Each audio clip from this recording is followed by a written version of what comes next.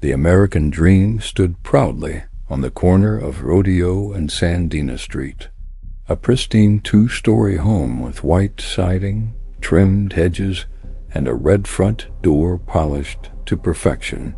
Wind chimes whispered gently beneath the porch light, swaying in the late afternoon breeze. Inside, warm golden sunlight spilled across freshly waxed floors, reflecting in elegant arcs like liquid honey. Anya Bowens stood in the kitchen, humming softly to a dreamy waltz drifting from the living room television. She wore a pale blue dress, tied neatly at the waist, her blonde curls pinned carefully into place. A cake cooled gently on the stove. The scent of vanilla and sugar filled the house. Her life from the outside was immaculate. Her husband, George Bowens, was the proud owner of Life Trim Beauty Tablets, a revolutionary product promising effortless beauty. "Let the chemicals do the work," the posters declared in elegant cursive font. George's smiling face gleamed confidently beside rows of perfectly slim silhouettes. He had built his empire on perfection, and perfection demanded discipline. That evening, something shifted. It began with a word that felt wrong in the mouth, heavy, wet, twisted. Disfigura. Anya first heard it as a whisper from the hallway, a word George dismissed too quickly, a word that caused his jaw to tighten and his fingers to tremble just slightly before he steadied himself. He had secrets, and secrets do not stay buried in perfect homes. The house began to feel different as night fell. The lighting shifted from warm amber to cold blue shadows. The grandfather clock ticked louder than before. The walls seemed closer, the air heavier. George insisted she stop exercising, stop stretching, stop dancing. He handed her a small glass bottle filled with pale pink tablets. The label gleamed under the kitchen light. Life Trim. Anya stared at them as though they might bite. "You want me beautiful," she said quietly. "I want you perfect," George corrected. Later that night, there was a knock at the door. Violent, urgent, a man from the warehouse, pale, sweating, terrified. They got out. The cages were empty. Anya didn't know what that meant yet, but she felt it in her bones. Something had been kept alive. The truth revealed itself slowly. The tablets were never just slimming pills. The pharmacist had altered the formula to accelerate results. The early test group of women had indeed lost weight, but they had also lost something else. Their skin tightened unnaturally. Their bones shifted beneath flesh. Their smiles stretched too far. Their eyes darkened. They became something in between. Not dead, not human. George had locked them away beneath the warehouse, hidden them in reinforced cages. He told himself it was temporary, until a cure was found, until the investors were satisfied, until the damage could be undone. But the cure never came, and now they were free. The first one arrived at the house just past midnight. The back window shattered. A silhouette crawled through the broken glass, limbs bending too sharply, head tilting unnaturally, skin stretched tight across cheekbones like porcelain. Beth, Anya, recognized her, a former neighbor who had moved away suddenly. Beth's jaw unhinged slightly when she tried to speak. A low, guttural rasp escaped her throat. George raised a gun. Anya stepped back in horror. "You said she left town," Anya whispered. George's silence was the answer. More came. Heavy footsteps dragged across the porch. Fingers scraped against the door.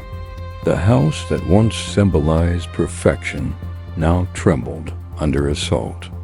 Anya realized something chilling. They weren't attacking randomly. They were looking at George. Not her, him. In that moment, the illusion shattered. George didn't want a wife. He wanted a brand ambassador, a walking advertisement, a silent, obedient display, a model wife, he always said, without ruggedness, without sweat, without autonomy, without flaws. But flaws are human, and humanity cannot be chemically erased without consequence. As the creatures closed in, George confessed everything in fractured desperation. The tablets altered cellular structure, enhanced fat-burning hormones, destabilized connective tissue, induced neurological shifts. Beauty perfected at the cost of identity. They were volunteers, he insisted. They trusted you, Anya replied. Glass shattered again. Another figure stumbled inside. Skin pale and stretched like wax left too long in the sun. Fingers elongated, eyes hollow and blackened.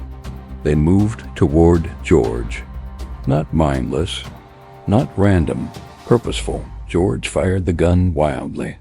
Gunshots echoed through the once peaceful home. Blood splattered across the wedding portrait, hanging above the staircase.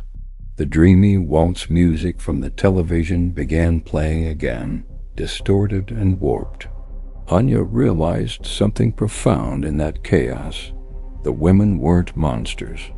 They were victims, twisted by vanity, exploited by profit, abandoned in cages. Disfigura wasn't a place, it was a consequence. In a final desperate act, George begged Anya to run with him. He had a second warehouse downtown, a hiding place. But Anya saw him clearly now, not as her husband, but as the architect of horror. She stepped aside, opened the door wider. The women surged forward. The gun clicked empty. George screamed. The sound was drowned by tearing flesh and splintering wood. Then silence. The house stood still once more. Moonlight filtered through broken windows. Blood pooled softly across polished floors. Anya remained standing, unharmed. The women surrounded her but did not attack. They stared, waiting. She reached slowly into her pocket, pulled out the bottle of life-trimmed tablets, walked to the kitchen sink, and poured them down the drain. The tablets clattered softly as water swallowed them. One of the women, Beth, tilted her head.